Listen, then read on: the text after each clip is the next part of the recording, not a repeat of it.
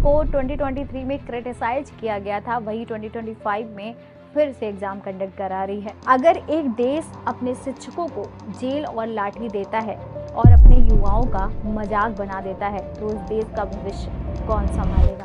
हम सब के जीवन में इस देश में अंग्रेजी बोलने वालों को शर्म आएगी, ऐसा समाज का निर्माण अब दूर नहीं।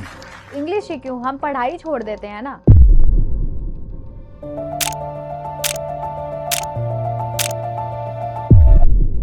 गवर्नमेंट लगातार दावा करती है कि भारत अब डिजिटल इरा में पहुंच चुका है, जहां राजनीति 24/7 एक्टिव मोड में रहती है, लेकिन स्टूडेंट की परीक्षाएं बार बार क्रैश हो जाती हैं।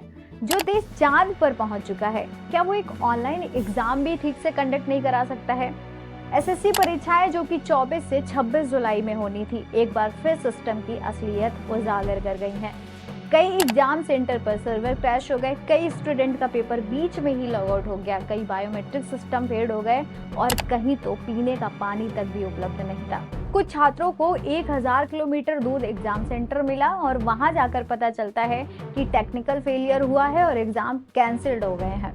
और ये कोई पहली बार नहीं है। 2016 से अब तक पेपर लीक और रीशेड्यूलिंग जैसी गड़बड़ियां लगातार सामने चली आ रही हैं। शॉकिंग बात यह है कि जो प्राइवेट एजेंसी बार बार फेल हो रही हैं, उन्हीं को करोड़ों के न्यू टेंडर दिए जा रहे हैं। जिस कंपनी को 2023 में क्रिटिसाइज किया गया था, वही 2025 में फिर से एग्जाम कंडक्ट करा रही है। और जब स्टूडेंट और टीचर ने मिलकर दिल्ली के जंतर मंतर पर इसका विरोध किया, तो प्रशासन ने उन पर ध्यान देने के बजाय उन पर लाठी चार्ज करना शुरू कर दिया।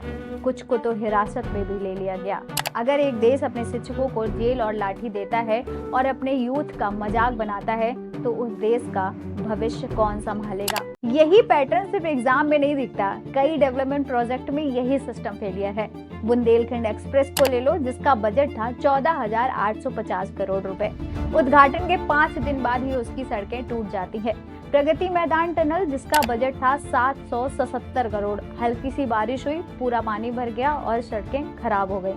IGI टर्मिनल 1, जिसका बजट था 1200 करोड़, पहली ही बारिश में छत गिरती है और एक लोगों की तो जान तक चली जाती है। हर बार यही देखने को मिलता है, inexperience contractor plus zero accountability equal to public loss. तो अब ये सिर्फ एग्जाम फेलियर नहीं है, बल्कि पब्लिक ट्रस्ट का भी इशू है। जब एक एजेंसी बार बार फेल हो और उससे प्रोजेक्ट मिलता रहे, तो ये सिर्फ मिसमैनेजमेंट नहीं है, ये पब्लिक लेवल करप्शन भी है। सरकार की साइलेंस बहुत कुछ कहती है। No accountability, no apology, no justice. आज का यूथ हर दिन लड़ रहा है अनएम्प्लॉयमेंट, एंजाइटी, नींद और फ्यूचर के फियर से। लेकिन सिस्टम तो करप्ट हो चुका है, उसे तो कुछ दिखाई देगा ही नहीं। और हम ऐसे सिस्टम पर भरोसा कर रहे हैं, उम्मीद कर रहे हैं, जो हमें हर बार निराश ही करता है। अगर आप भी इन सबसे लड़ रहे हैं, तो हमें अपने थॉट जरूर शेयर कीजिएगा। ऐसी इन्फॉर्मेटिव वीडियो के लिए सब्सक्राइब करें हमारे चैनल को।